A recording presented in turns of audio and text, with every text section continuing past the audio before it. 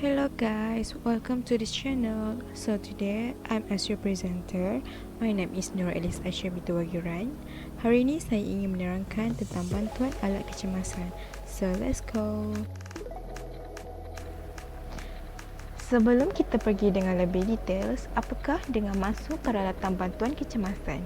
Peralatan bantuan kecemasan ini merupakan alat bantuan pertama jika berlakunya apa-apa kemalangan ataupun alat bantuan segera yang diberikan untuk orang tercedera sebelum mendapat rawatan daripada doktor. Seterusnya, apakah kepentingan alat bantuan kecemasan ini? Untuk pengetahuan umum, kepentingan alat bantuan kecemasan ini ialah untuk menyelamatkan nyawa, mencegah luka daripada menjadi teruk dan mendapat bantuan perubatan. Di sini terdapat 3 contoh situasi.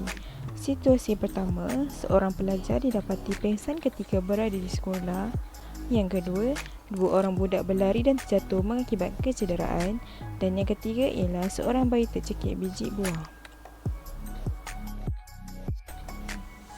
Langkah yang perlu diambil jika mengalami situasi tersebut. Yang pertama, kita haruslah bertenang.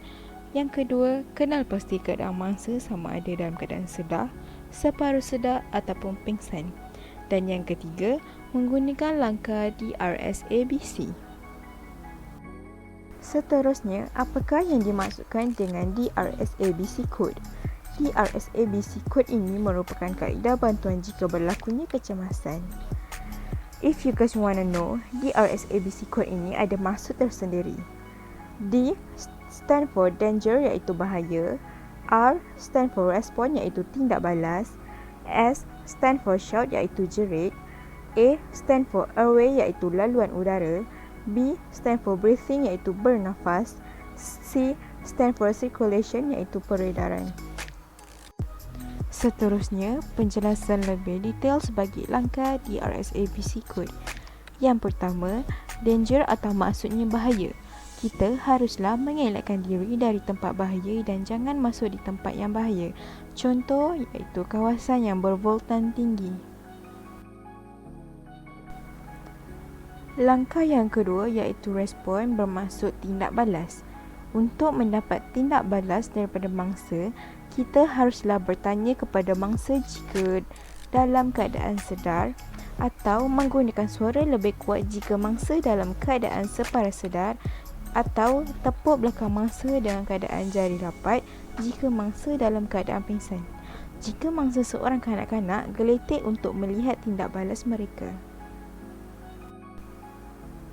Jika langkah 2 tidak berhasil, kita haruslah jerit kepada orang sekeliling untuk meminta tolong. Minta pertolongan mereka untuk menghubungi talian kecemasan. Langkah keempat ialah airway iaitu laluan pernafasan. Periksa laluan pernafasan agar tiada penghalang untuk bernafas secara normal. Periksa di dalam mulut mangsa dan buang jika terdapat objek yang menghalang saluran udara. Langkah yang kelima iaitu breathe bermaksud bernafas. Kita haruslah melihat mangsa cara bernafas secara normal, iaitu dadanya bergerak, mendengar pernafasan dan periksa tanda lain. Jika mangsa tidak bernafas secara normal, minta tolong orang lain untuk menghubungi ambulans. Selepas menghubungi ambulans, kita haruslah memulakan untuk membuat bantuan pernafasan. Langkah yang terakhir iaitu circulation bermaksud peredaran. Kita haruslah melihat tanda-tanda proses peredaran pada mangsa. Periksa pernafasan atau pergerakan pada mangsa. Jangan membuang masa dengan mencari nadi. Jika tidak berlakunya tanda peredaran, mulakan urutan kardio.